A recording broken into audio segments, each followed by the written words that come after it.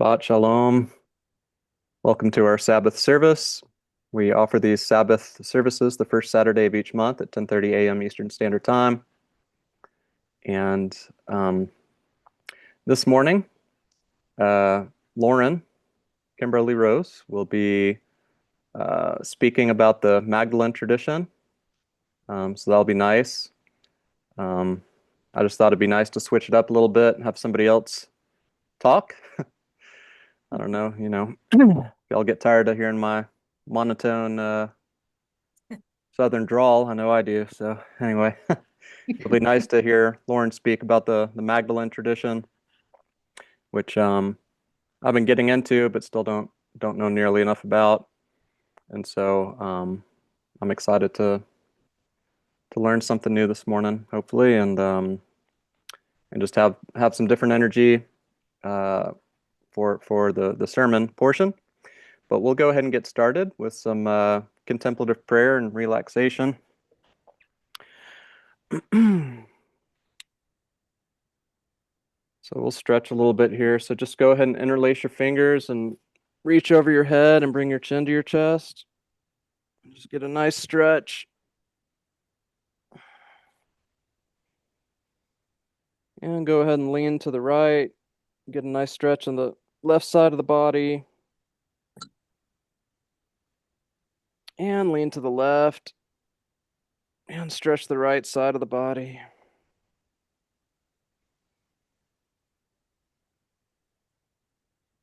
Good. And come on back to center. And go ahead and bring your interlaced fingers, your hands behind your neck.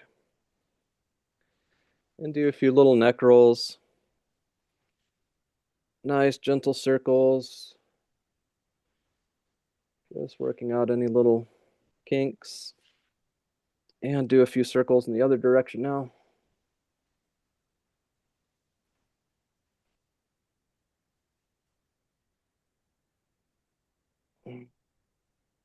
Good. Relax the arms. Let's do a few shoulder rolls from front to back.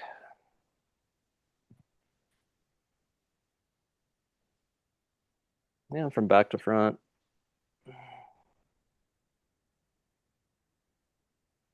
Good. And right where you are, just take a little twist to the right. Gaze over your right shoulder. And take a little twist to the left now. Gaze over the left shoulder.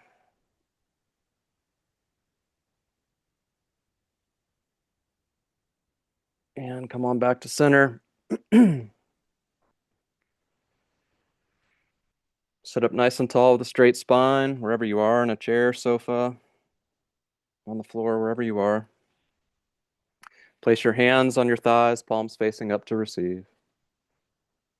Close the eyes, turn the attention within.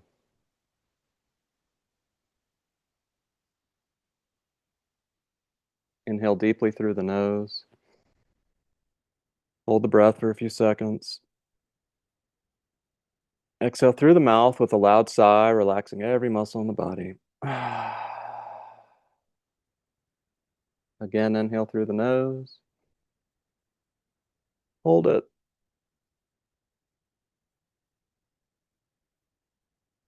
Exhale through the mouth with a sigh. One last time, inhale deeply. Hold the breath.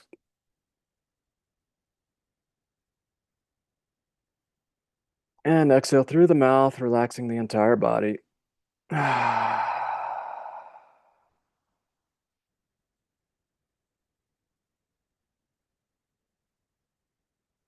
Bring your attention and awareness fully to the breath.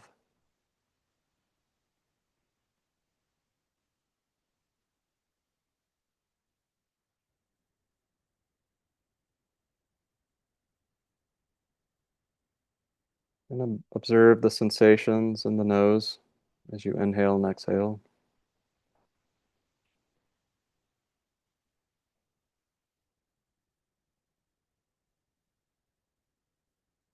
Fully present here and now.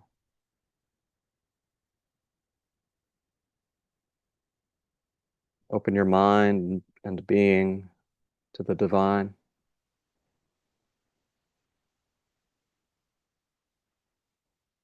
knowing that God is omnipresent here and now, right where you are.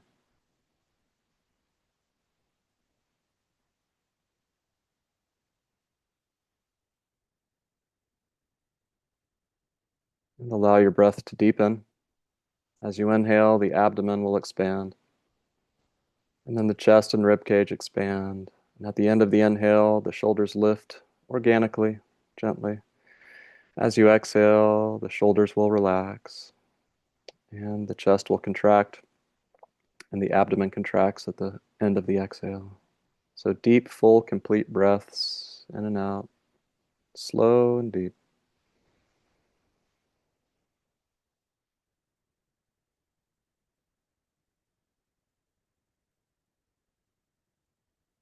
Inhaling peace.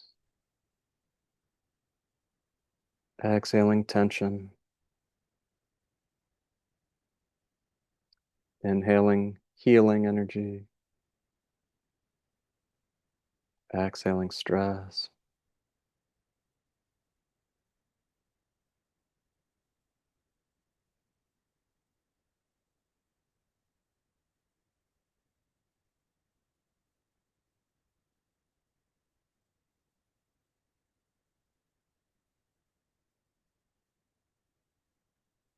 Enjoy the breathing process.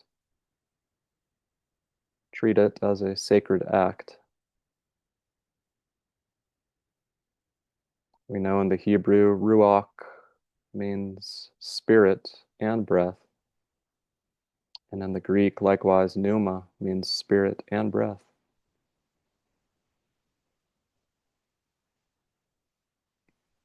So we know the ancients understood the connection between breathing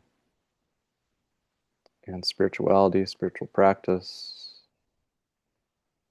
knowing that the breath is the liminal bridge that connects the material realms with the spiritual.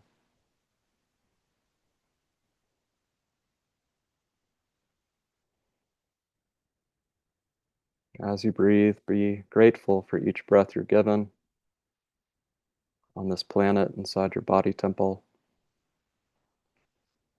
Each breath is an opportunity for growth, learning, transformation.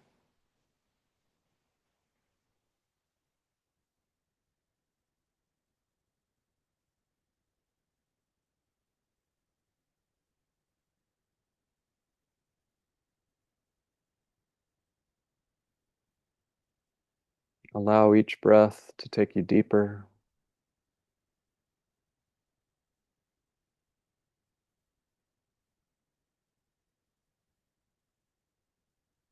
And to our sacred breath practice, we'll add a sacred word practice. And that word is Maranatha, from the Aramaic, the language that Yeshua spoke. It means, "Come to me, Lord."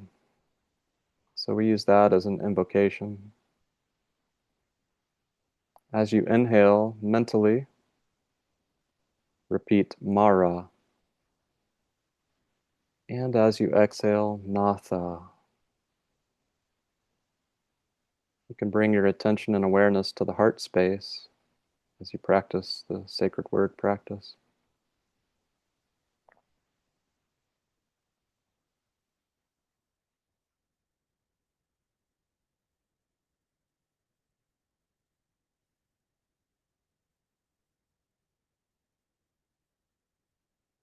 Now allow your breath to soften.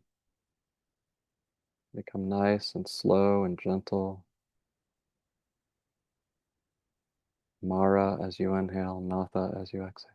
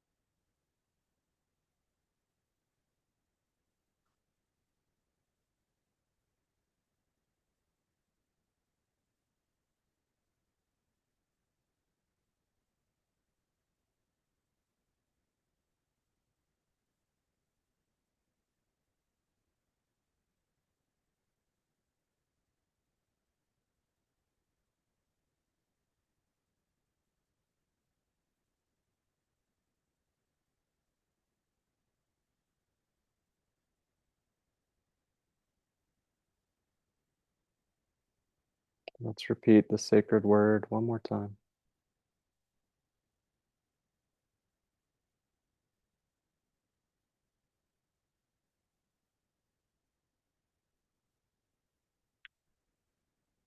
And we'll gently transition into our nepsis practice, watchfulness, mindfulness.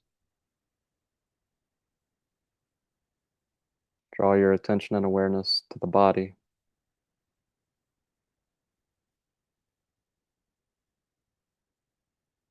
And observe any sensations in the body with neutrality, serenity, without identifying with the body.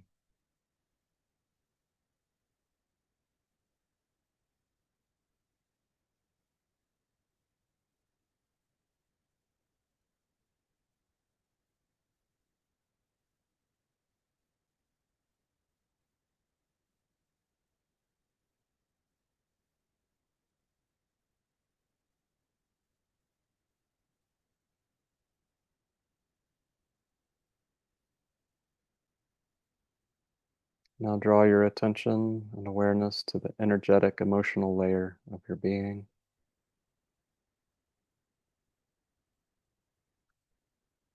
And simply observe any energetic, emotional happenings without reaction, without participation, without identification.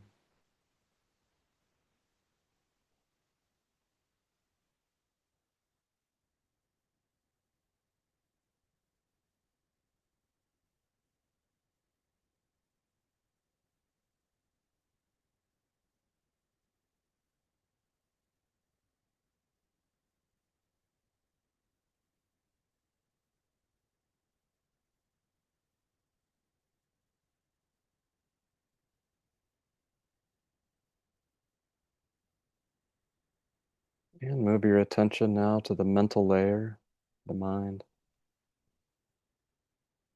As we observe the mind and its contents with space and distance from the vantage point of the soul, the silent witness.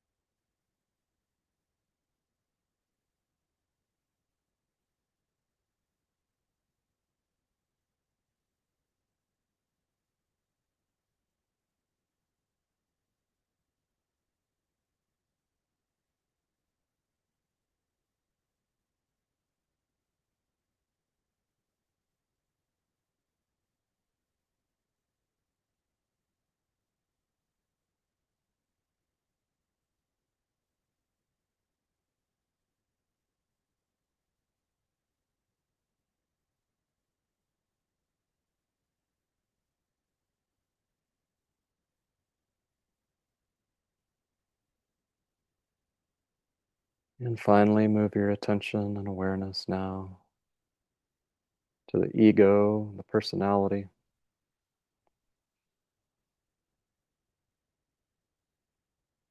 As you observe this small, limited sense of self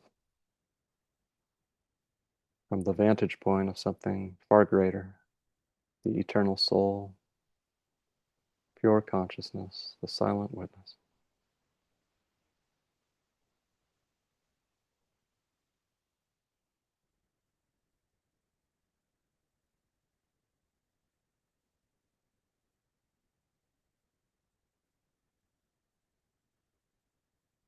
No judgment, no identification.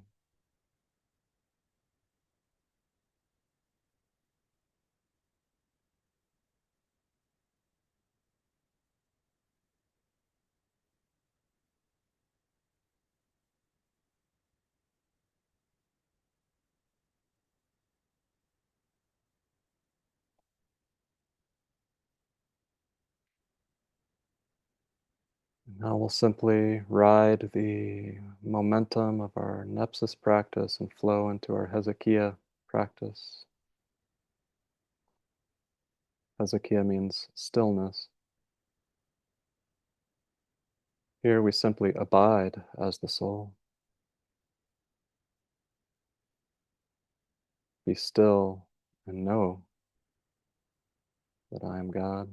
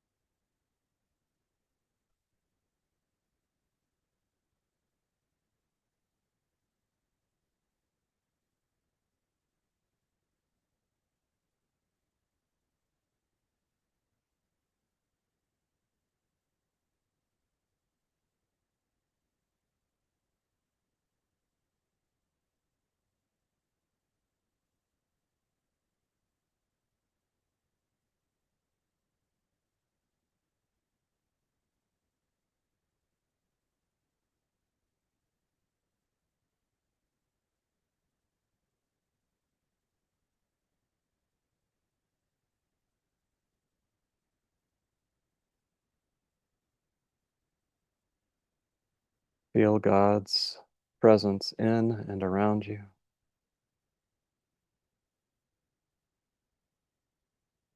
Feel the support of Divine Mother, the Holy Spirit,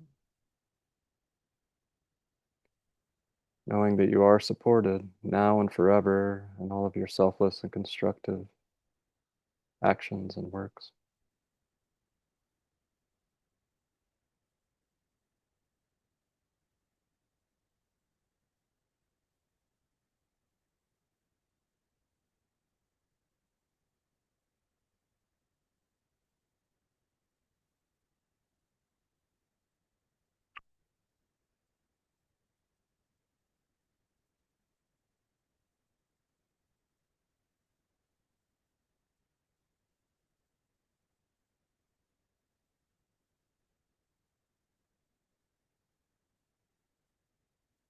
Now we'll take this opportunity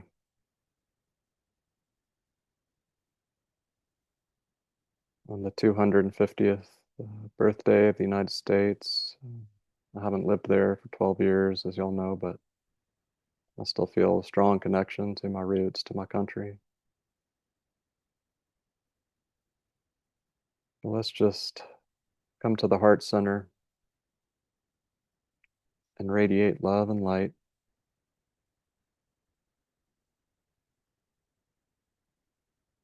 The United States of America. Lord God, we ask humbly, please transform the hearts of the political leaders, the corporate leaders, the religious leaders, the cultural leaders of the U.S. We ask humbly, God, that you transform their greed and selfishness into love and selflessness.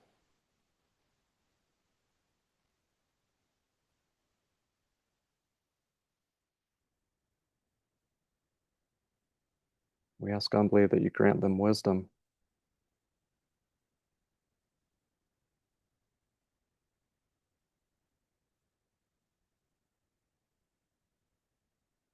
Bless their lives, transform their lives so that they may assist in the transformation of the lives of others. Let them be an example. Please transform their hearts, Lord God, as they align themselves with your will.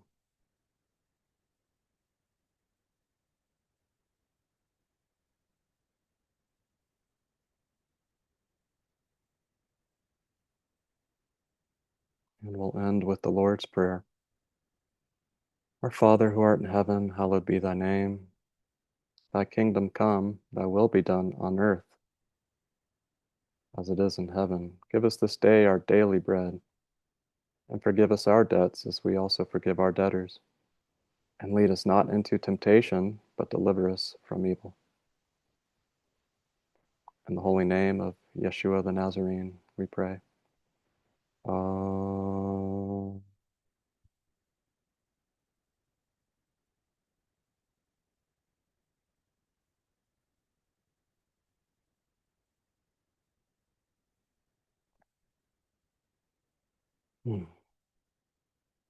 So open your eyes slowly, return slowly.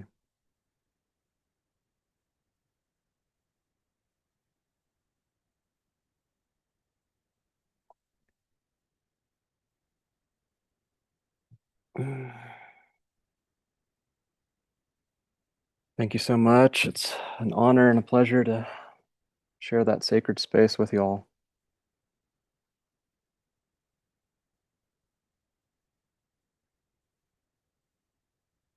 So again, we have the privilege of having Lauren here with us this morning, and she's going to share some wisdom with us from the Magdalene tradition. Thanks so much, Lauren, for agreeing to do this. Appreciate it.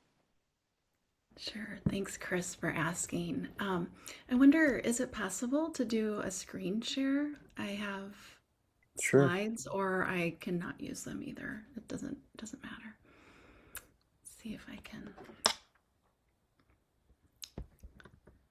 I think if you're co-host, you can. Yeah.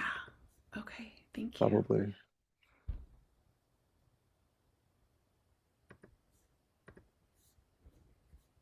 Nice. Okay. Let me just get this set up. Okay, does that look okay for everyone? Can you see the slides?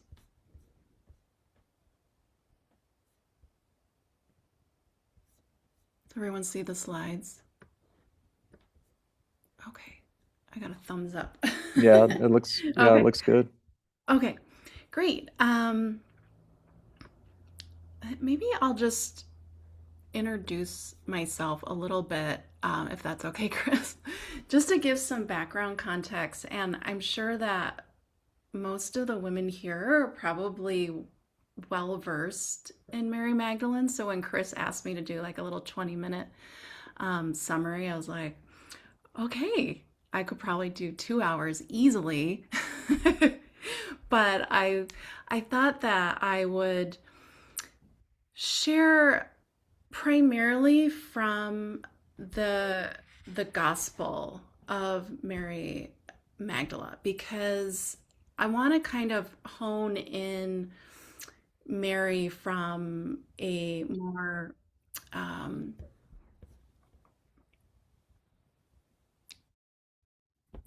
from a perspective of like what we know that she has shared in written document, which I think will be nice. And I I would say I have a longer standing relationship with Yeshua than I do with Mary.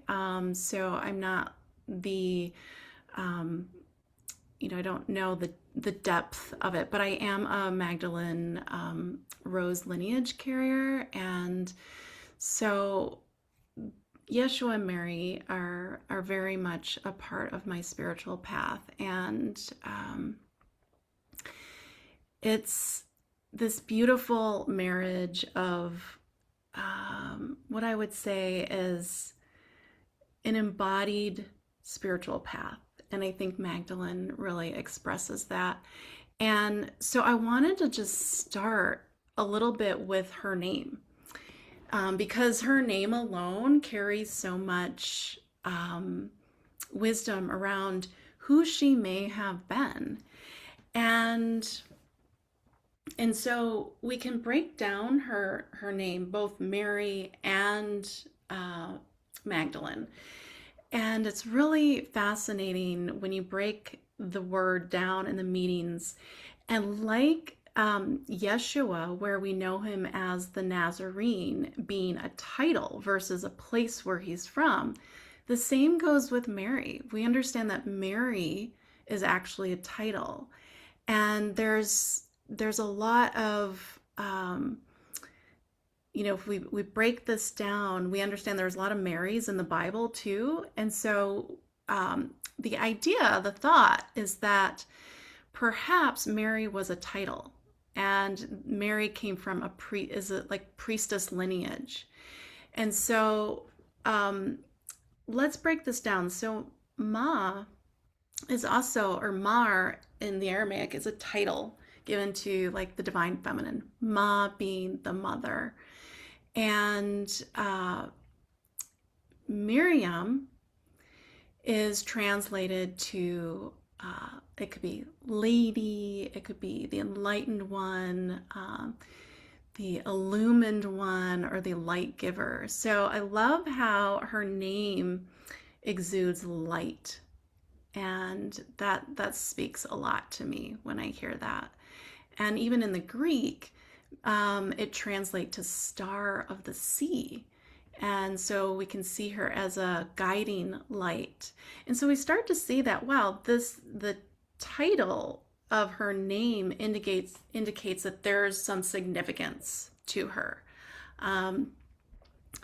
Magdala also derives from Magdal, which means tower or fortress, and a place of unshakable faith. And we know that she was one that had unshakable faith when it came to Yeshua. She stood by the tomb, she waited, she was patient, and she was the first one to see Yeshua in his resurrected form.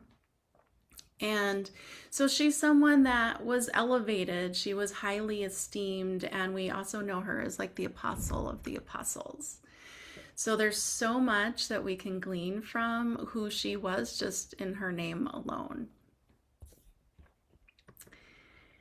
And so I thought that I would literally read from the Magdalene of Gospel. It's not very long, and I don't really want to read at you, but it's really beautiful. I think we could learn a lot from her. In this is sort of like just a sidestep, but Magdalene, as she is being remembered today through individuals, through many, many women and some men too, who are very connected to her, are remembering her in various facets. And that's kind of why I wanted to hone in on the book, because that other aspect of how she's being remembered, especially through the path of the lineage, can take on a lot of different expressions. Some that I don't necessarily agree with, but we're all just exploring who Magdalene is as she rises as the many.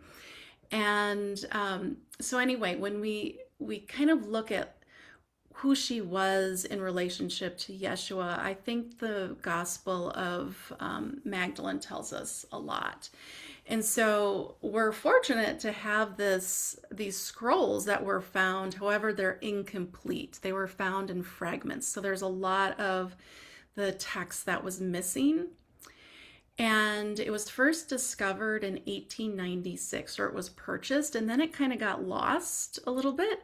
And then it sort of resurfaced in 1938 by a German scholar named Carl Schmidt. And then it wasn't until later, even maybe about like 20 some years later, where it started to be translated. And the first English translation was in 1955. So notice that date. It's around the same period of time that the Gospels from the Nag Hammadi came out. And so it often gets sort of folded in the mix with the Gnostic Gospels. From my understanding, this was not one of those Gnostic texts. We can't really pair them together for whatever reason, but this text is actually said to have been maybe as early as 2nd century. And so it's pretty early. And I think there's some discrepancy. Some say 5th, but it could be as early as the 2nd. And so like I said, there's just pieces of this manuscript that we have. There were originally 18 to 19 pages, and we only have 8 of them. So we don't even have the very beginning. the beginning of what we have for text starts on page 7, and then there's a section in the middle that's missing. And essentially, this text features Mary Magdalene receiving secret revelations from Jesus. And I think this is interesting because we give Paul a hard time because he had a vision of Jesus. And essentially, that's what this text is. It's the text of Mary sharing what she received from Jesus in her vision. However, we know that unlike Paul, Mary walked very intimately with Jesus, either as his disciple or maybe his partner, certainly partner in ministry, whether they had relationship, that was, whether they were married or not. A lot of women like to consider that as a possibility, that they were the quintessential sacred union, and I kind of like that too. But that's all, kind of left in the mystery for us. Okay, so I'm going to start by reading the gospel. Does anybody have any questions? I'm happy to pause as I'm going along here to answer any questions if I can. Hopefully I'm kind of making sense as I go along here. Okay. All right, and so in Magdalene fashion, and in the divine feminine fashion, as you read, there's a contemplative way that we can listen. I don't know if anybody of you have practiced Lectio Divina. I'm not going to do that per se, but this is going to be like a sacred reading, and one that we just receive from our feminine side of our body, the back of the body. We can just sort of drop into the space of openness and receive these words. And I feel like that's very much like a lesson that Mary would offer us as to how to sit in stillness as a vessel of divine remembering. And so these words might ring true to your heart. They might, kind of come as wisdom or remembrance.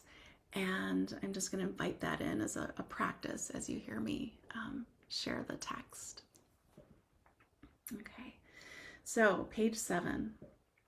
Oh, and also first, I'm reading from Jean-Yeves Leloup, this translation. I've heard that this translation is a little bit more contrived, and it's a little bit more mystical in its translation, which probably will speak to all of us. There's another translator, Karen King, who I think is a little bit more direct from the Coptic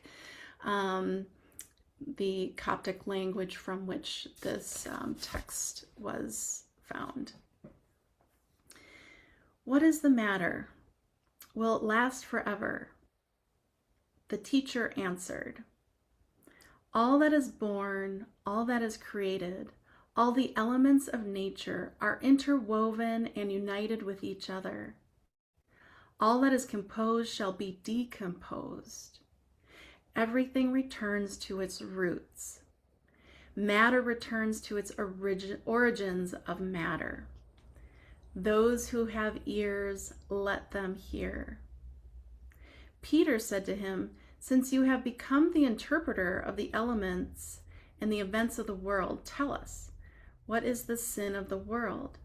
The teacher answered, there is no sin. It is you who make sin exist. When you act according to the habits of your corrupted nature, this is where sin lies. This is why the good has come into your midst. It acts together with the elements of your nature, so as to reunite it with its roots.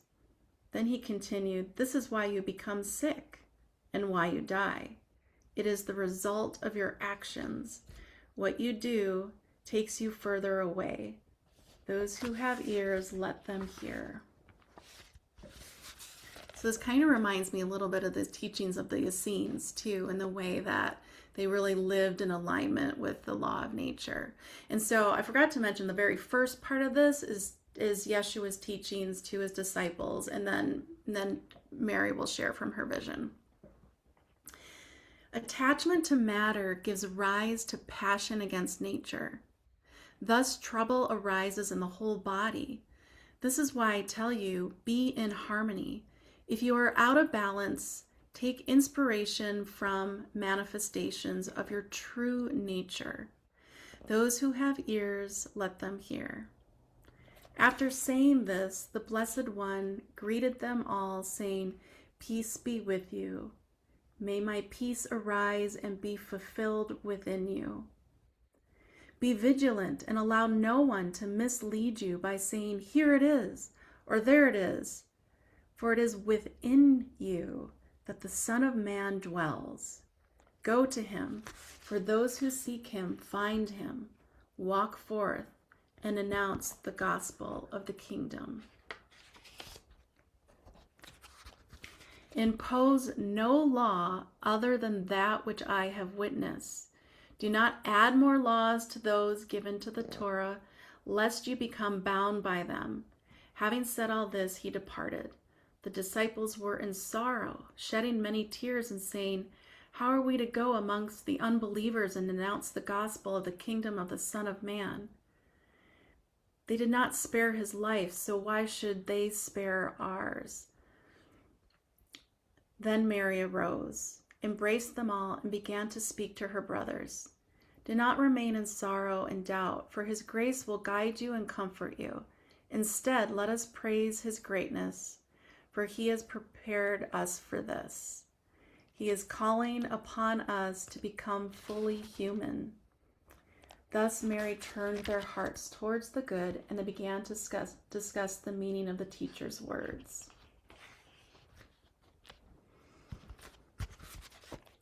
Peter said to Mary, Sister, we know that the teacher loved you differently from other women. Tell us whatever you remember of any words he told you which we have not yet heard.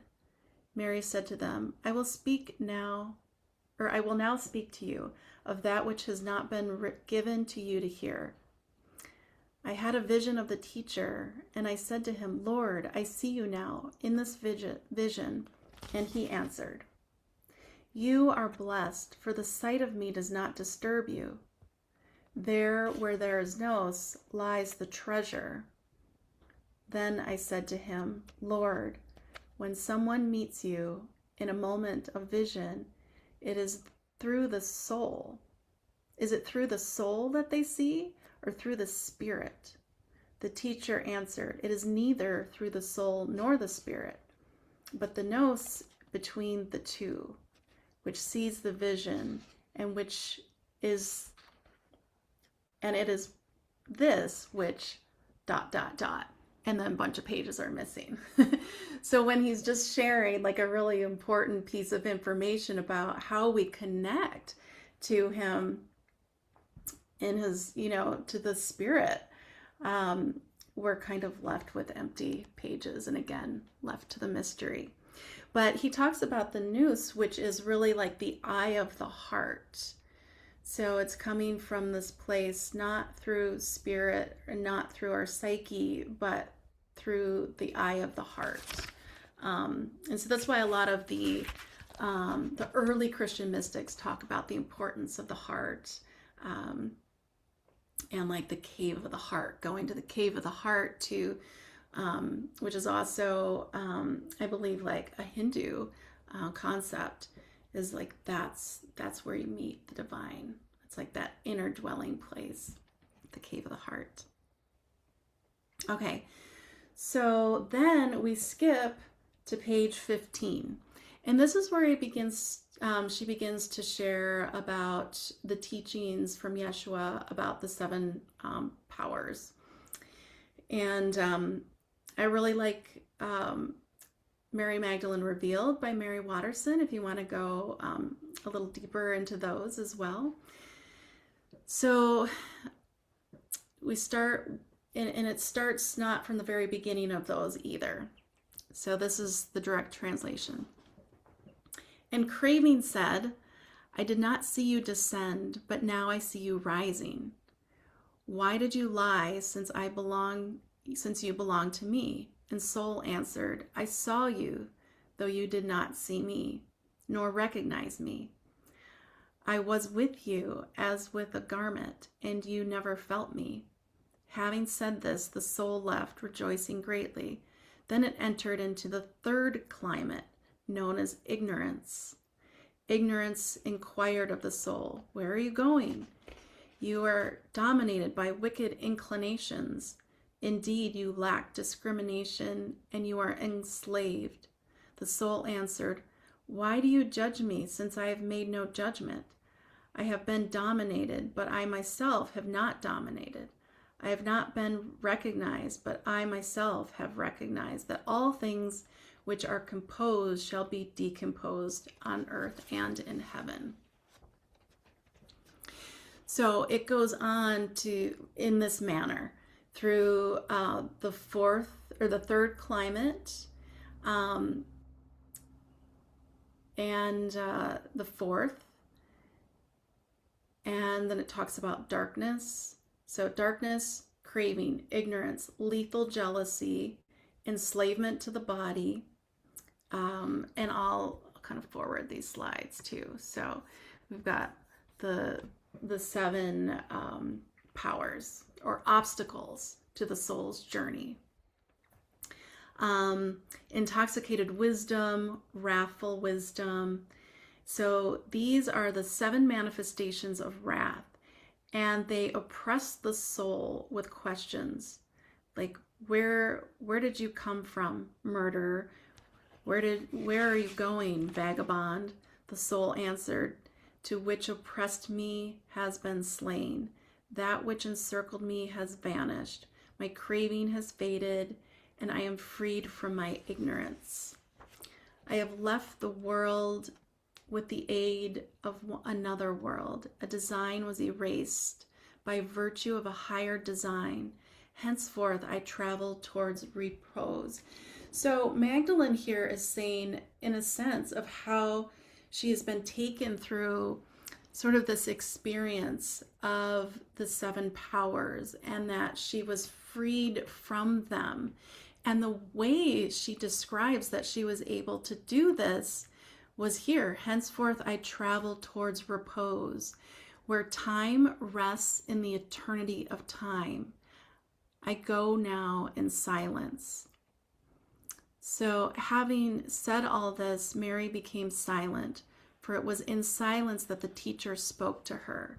So she's sharing this really mystical concept or metaphysical concept of how we are transformed from within, that the Spirit transforms us when we go and sit in silence. And I think that this is a beautiful invitation, and it's a clear expression that Mary was teaching on a metaphysical level. And we know that Jesus also really taught on a metaphysical level. So then what happens? Then her brothers start to kind of question her. So both Peter and Andrew began to speak. They said, well, tell me, what do you think of these things she has been telling us? As for me, I do not believe that the teacher would speak like this. These ideas are too different from those we have known. And Peter added, how is it possible that the teacher talked in this manner with a woman about secrets of which we ourselves are ignorant? Must we change our customs and listen to this woman?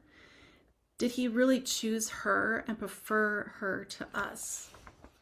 Then Mark wept and answered, my brother Peter, what can you be thinking? Do you believe that this is just my own, or Mary, I'm sorry, I said Mark.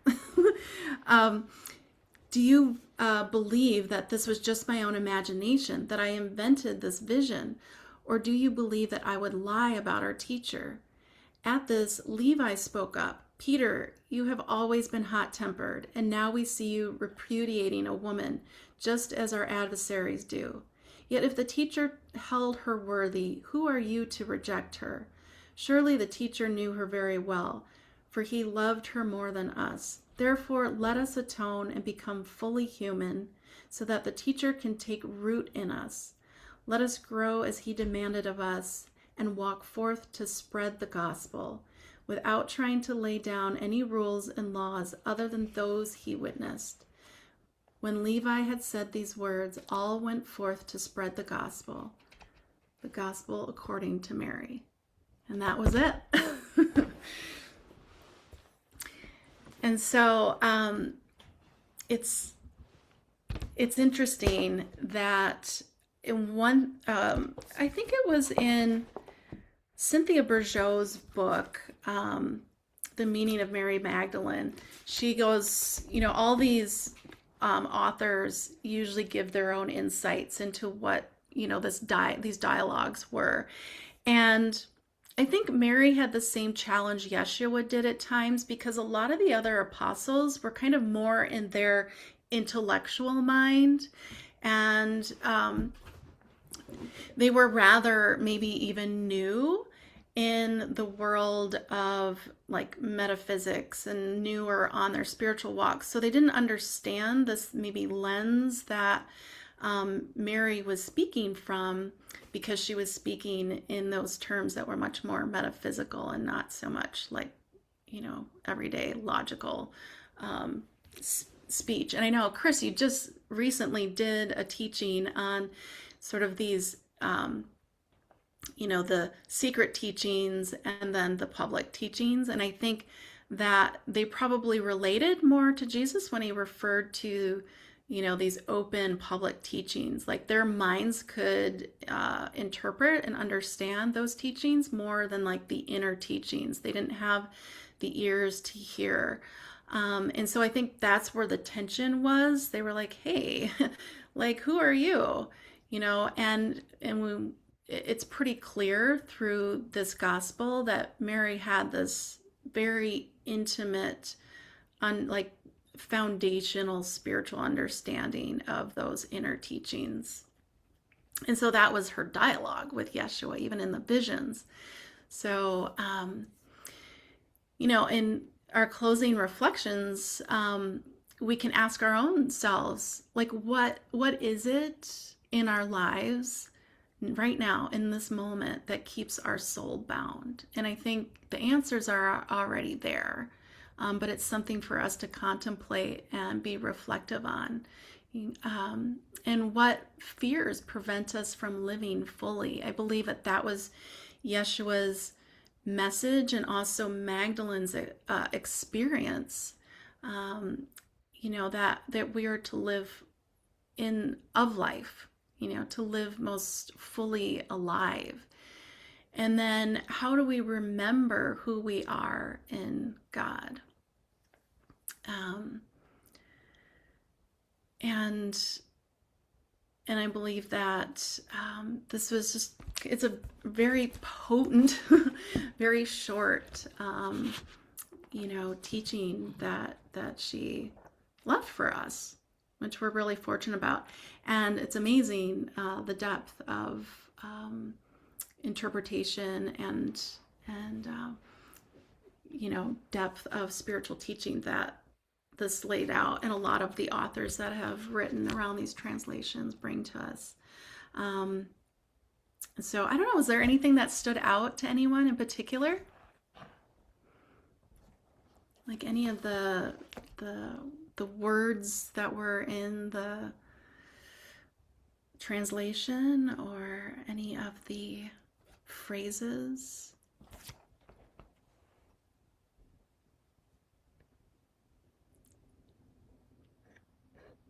Well, I noticed there were there's a couple verses in common with the Gospel of Thomas. Yes. If the one about like, well, you say it's over there or it's over here, that's not where you'll find it. It's within. And there's some other ideas that are shared with Gospel of Thomas and the Gospel of Philip. Yep. And these texts, and I definitely think it was second century.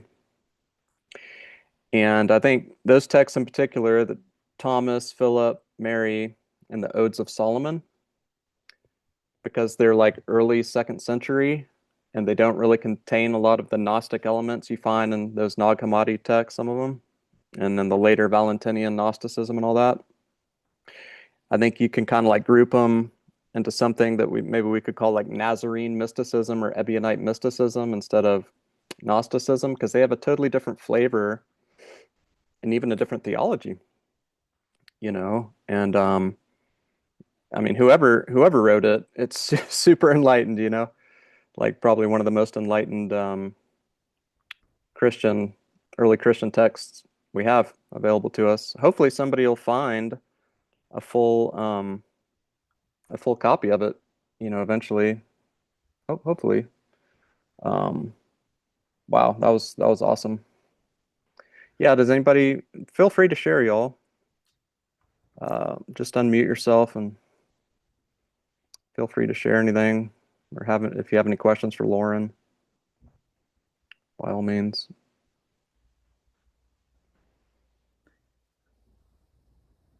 Lauren, thank you so much for your sharing. Um, my question is your experience as a carrier of the lineage. Did you go? Oh, you muted, Leah. Did you hear my question about No, your? I didn't quite finish the question before it Oh, muted. okay. Yeah, Okay. I'm sorry, say it again. Yes. So, Lauren, thank you for your sharing. And my question is, you mentioned that you're a carrier of the lineage, and I'm wondering if you went through an ordination program, like a priestess ordination program. I did. Yeah. I actually have gone through a couple. I have had a couple different mentors. Um, and I'll share both of them with you because if anyone is interested in it, it is, um, this is just a personal sharing,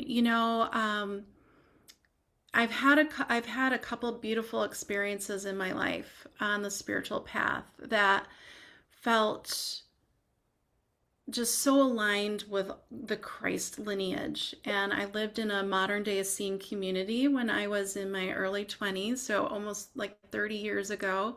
That was run by Gabriel Cousins. And so that was really probably where I kind of began the path of the Nazarene.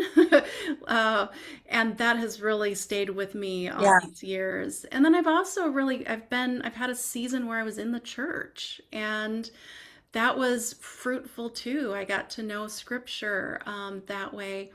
And yet there was always something missing. And honestly, it was the feminine. And so when I left the church and I was graced to fall upon the Magdalene Rose lineage. And that just brought everything together. And it also allowed me to really circle back to the Christ lineage, which I still felt, I always held that so close in my heart because as a young kid at 11 is when I learned to meditate. And that's how I really received like Yeshua in my heart. It wasn't through the church. That's how I knew Christ. So it was like I had this beacon of truth through my own intimate experience, just like Mary, I feel here explains. And so I was always sort of gauging, like what was being told to me through the church with my own understanding of truth and that with that intimate connection of that gnosis. And learning about Mary Magdalene and the Rose lineage was so beautiful because it helped me come back um, in a way that just felt so whole. It's that sacred union. I studied with Chloe Mercer, who's in the UK. She is like one of the most true priestesses and so beautiful. And And then I also studied with Maren Bach Antonsen, who's in the States. I appreciate her because I relate to her as sort of a Western modern woman. You know, I live in the suburbs, but I'm kind of walk against the social norms.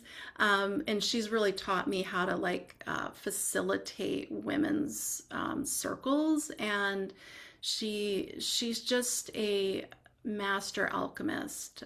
She's a lovely woman. So yeah, I've had two female mentors who really brought such beauty, and both hold that Christ frequency of in high regard. Yeah.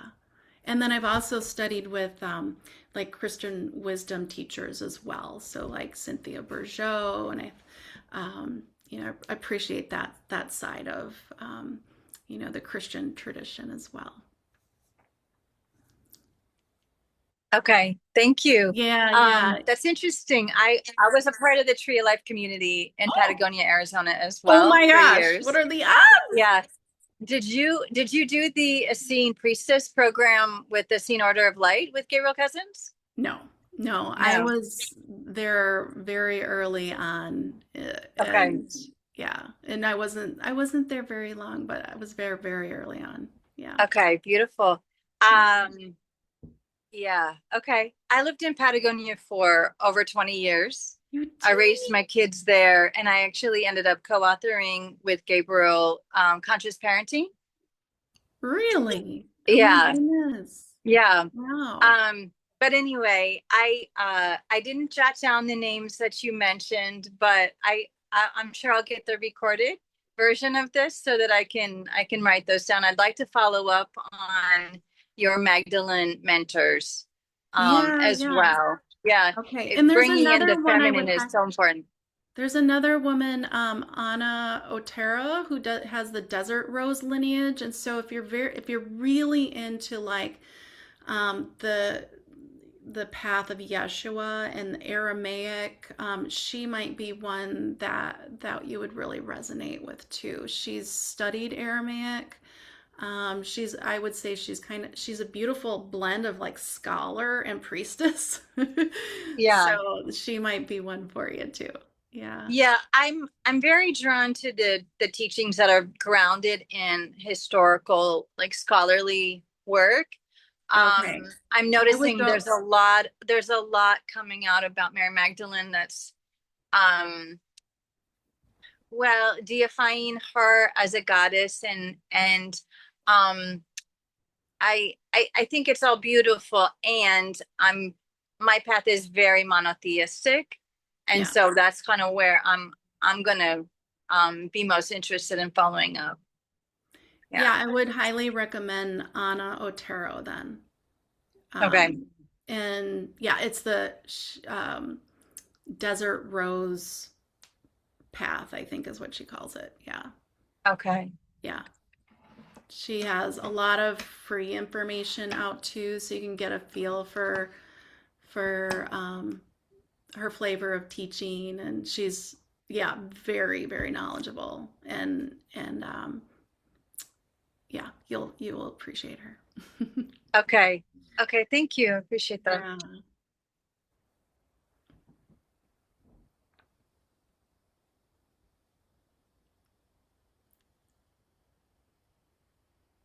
Alrighty, y'all. Yeah, you mentioned Cynthia. How do you say her last name? Bourgeot? Bourgeot. Bourgeot, yeah, she's amazing. Yes. If y'all aren't familiar with her work, she's probably like one of the most important modern Christian mystics we have today. Absolutely. Yeah.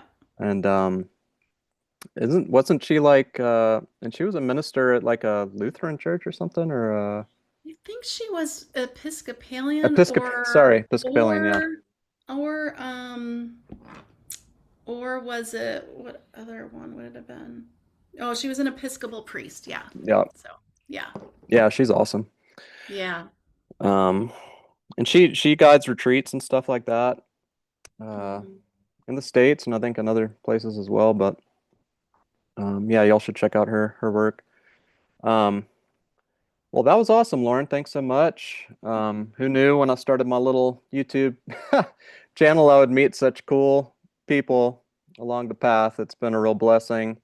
And thanks so much for sharing your wisdom with us this morning. It was awesome. I hope you can maybe do this again sometime. And it'd be great if, I'm putting together this, I've been working for about a year now on this sort of Christian yoga teacher training that I've been developing. My wife and I have a yoga school here in Chile, but I've always wanted to do like a more, sort of westernized Christian yoga 200 hour.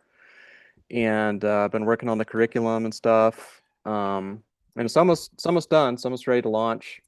And the course is called Yoga of the Way. And yeah, so maybe you could, just contribute something to that. But anyway, we'll definitely be in touch, stay in touch. And Leah just posted something. Oh, okay. Do Oh, you see them at I Sacred? was just giving my information to Oh, Leah okay. if she wants to connect because I could give you links. Yeah. Yeah, can you maybe just put some links in the chat? Do you mind typing up a couple links you can put in the chat, maybe, and then folks can get in touch with you if they're interested in working Yeah. more with you or just linking up with some of your teachers and mentors and stuff. I'm so bad at that, Chris. I'm kind of slow. No worries. And you can send them to me, and I'll Also, send how out about an. I would, yeah, let's do that. I'll Okay. send them to you. You could maybe share them if because you post these right on your YouTube. Yeah, and I Yeah, can send do out that. an email to everyone with those Yeah. links and stuff. When I share this video with everybody, I'll put the links in the email as well, and folks can get in touch with you that way.